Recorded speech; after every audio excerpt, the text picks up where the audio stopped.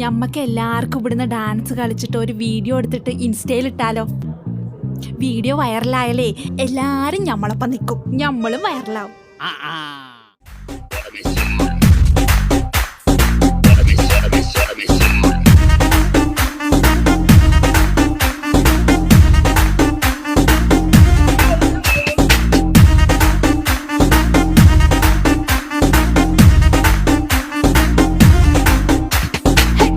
Mummy வீட்டில் இல்ல, தடை போட யாரும் இல்ல, விளையாடு போமா உள்ள வில்லாடா.